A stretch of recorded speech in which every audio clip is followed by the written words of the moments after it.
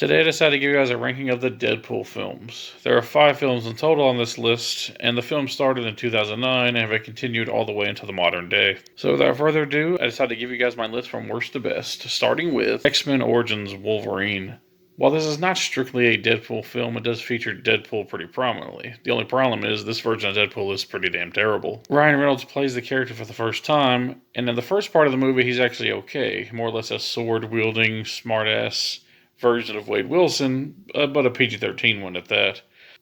Everything is fine up until you see him again in the final act, and his mouth is sewn shut, he has Baraka arms, and shoots laser beams out his eyes, like Scott Summers. The only thing fun about this version is that he has a decent little fight with Wolverine at the end of the movie, which is kind of fun, where him and Sabretooth team up against this version of Deadpool, but ultimately it's basically just a farce of the character. X-Men Origins is a terrible Wolverine film and an even worse Deadpool film, but I do put it on here for technical reasons because this is the first time we've seen the character in live action, and he is featured fairly prominently in the movie. Unfortunately, this is one of the worst things Hugh Jackman and Ryan Reynolds have ever done, but thankfully it was redeemed by Deadpool and Wolverine, so there is some silver lining to this turd of a movie. Up next, we have Once Upon a Deadpool. Once Upon a Deadpool is basically more or less a PG-13 version of Deadpool 2. But with a twist. The film essentially sees Deadpool kidnapping the actor Fred Savage, dressing him as his character from the movie Princess Bride, and much like Peter Falk read the story of Princess Bride to him in that movie, he reads the story of Deadpool 2 to Fred Savage, who is more or less tied up and can't leave. Kind of a morbid framing device for this PG-13 movie, but it does show that Deadpool can work in PG-13. If you enjoy Deadpool 2, I actually do kind of recommend this movie because it's an interesting take on that story. Mind you, it's not as good as the original version, but the framing device of having a kidnapped Fred Savage relive the film Princess Bride through the psychopath Deadpool is pretty damn interesting. A fun PG-13 family-friendly Deadpool is not what I would expect to make a decent film, but this is actually a pretty damn interesting cut of the film. Not as good as the original, of course, but it does show that the character can work at PG-13.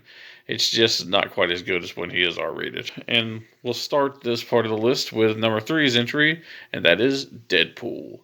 I do very much enjoy the original Deadpool. It essentially shows the character Wade Wilson, who is a mercenary, who joins this program to try to cure his cancer so he can be with the love of his life, Vanessa, and not have to die.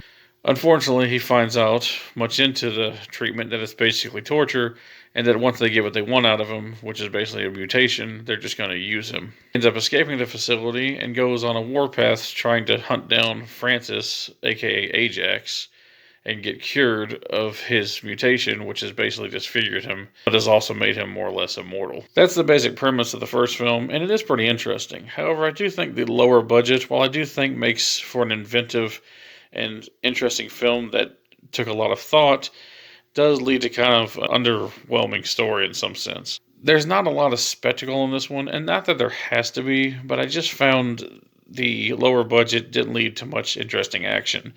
There's this one really fun fight scene on a bridge, and that's basically the action highlight of the film. I do enjoy the final sequence, which shows them fight Ajax and his men on this rundown aircraft carrier, but it is overly CGI heavy and doesn't really fit with this in the movie. The cast this time is pretty damn good. Leslie Uggams is great as Blind Owl, which is Deadpool's blind roommate. And it's great seeing Colossus and this other character named Negasonic Teenage Warhead, who are X-Men, and pretty much the only X-Men you see in the film. It's basically a running gag through these 3 movies that you only see a couple of the X-Men, but they do kind of rectify that in the 3rd film, but it's really funny that the rest of them are basically just absent from this movie. A really solid first entry that introduces us to the character and has some nice blood and gore, but is a little lacking in the story department, and I think that the action could have been a little bit more hard-hitting, but that probably is a little bit restricted due to the budget. Still very enjoyable, and for $60 million, they really did deliver a pretty grand feature, and one that I very much enjoy. Up next, we have Deadpool 2. The second entry into the series shows this character named Cable from the future traveling back in time in an attempt to kill this kid named Russell, because in the future, Russell ends up killing his family and many other people as well. It's up to Deadpool to help him out. They find Russell when he's having a breakdown of sorts at this orphanage that more or less abuses mutants.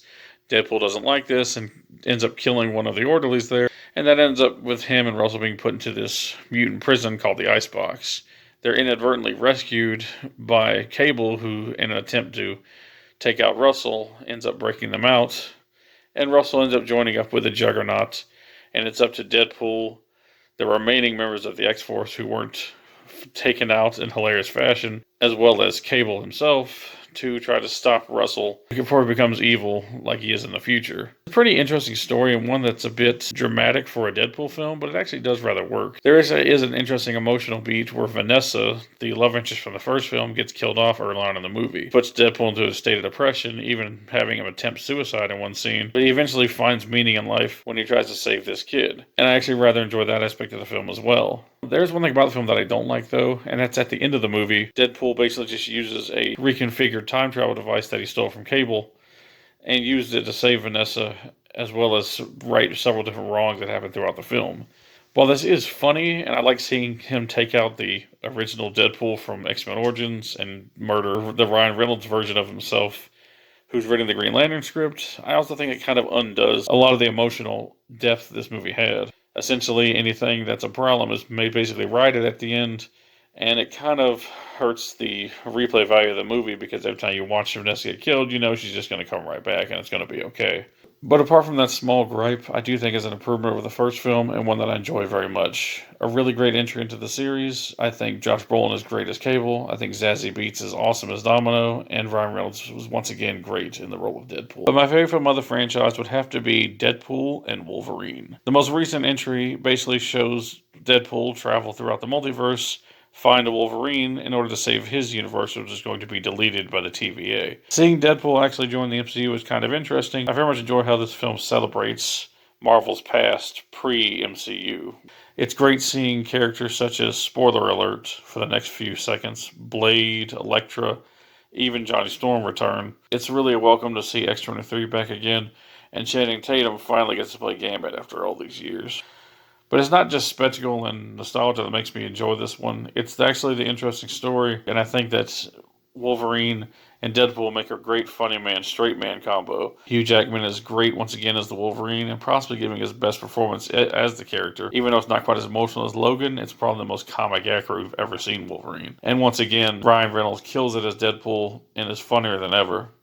This is, in my opinion, the funniest of the three films, the most action-packed of the three films, and surprisingly has the most emotional punch of the three films. While I do enjoy the emotional scenes in Deadpool 2, I think they're pretty much diluted by the final time travel fixing of everything.